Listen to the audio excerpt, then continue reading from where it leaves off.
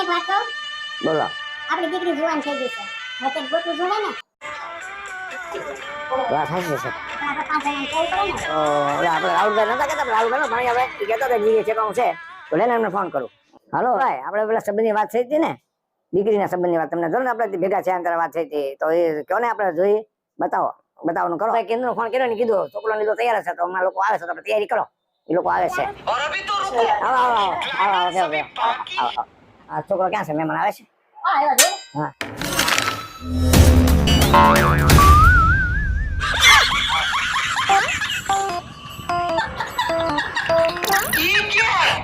ये सब क्या देखना पड़ रहा है બેટા એ હા પપ્પા લાવો.